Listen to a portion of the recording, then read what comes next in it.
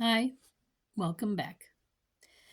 So, this is part two, and Martin Luther King, civil rights. Yeah, these are important things, um, and we're going to get to them all when we go through each and every amendment and the Constitution.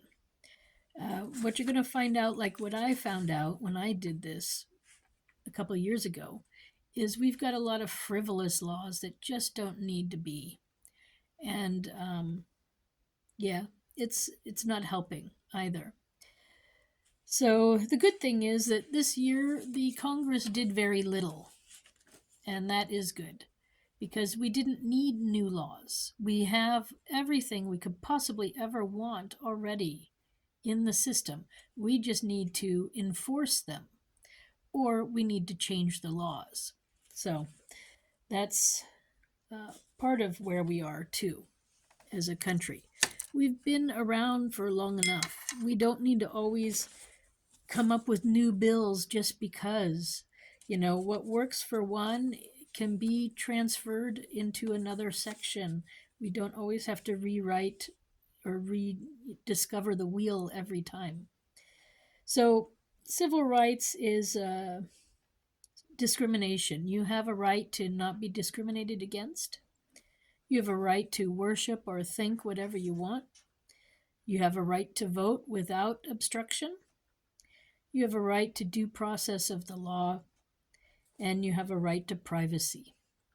I mean, we have a lot more rights, but those are, in general, what civil rights are. And since Martin Luther King, which is who we're celebrating today, um, I should say Martin Luther King Jr., he was an advocate for civil rights, especially about discrimination, and he fought against the Jim Crow laws and everything. So, a great man for sure. Yes. So let's get back, though, now to the Constitution, which I have here. And I'm going to read the First Amendment again so we can continue. So, the first three videos were about religion and the fact that you're supposed to, or you have the right to believe what you want. So let me continue, and then we'll discuss some more. So the First Amendment: Congress shall make no law respecting an establishment of religion, or prohibiting the free exercise thereof, semicolon, or abridging the freedom of speech, comma, or of the press, semicolon, or abridging the freedom, whoops, no, or the right of the people peaceably to assemble, comma, and to petition the government for redress of grievances. So that's the whole First Amendment. Now, the last time we talked about how government buildings should not uh, show a religious symbol or symbolism, because that would be establishing a religion in a government building. But that does not mean that in the private sector, that if you want to put religious symbols in your private sector business, you are very welcome to do that. That's the difference. So in a government building, the answer is no, because all religions have to be respected there, and that's over 4,000 religions. And then, but in private, you can do and have your religious objects, whatever you want. You can do that in your own private business. And that's where the freedom comes in. Then, freedom of speech. So, freedom of speech and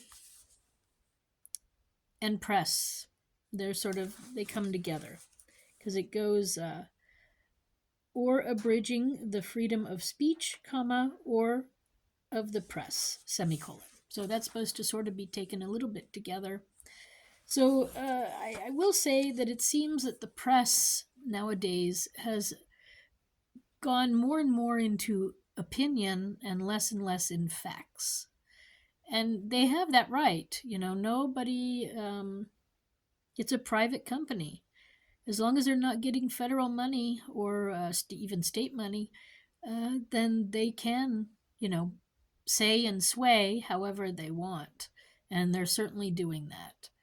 We think we're hearing news, but it's not real. It's fake news, and it's done on a mass proportion.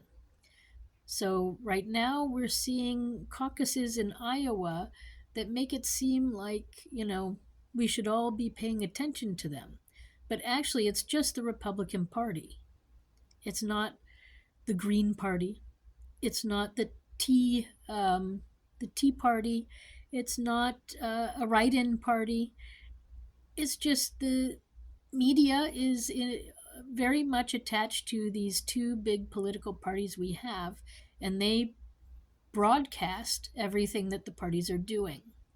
So if you're not in those parties, the Iowa caucus is actually no news for you.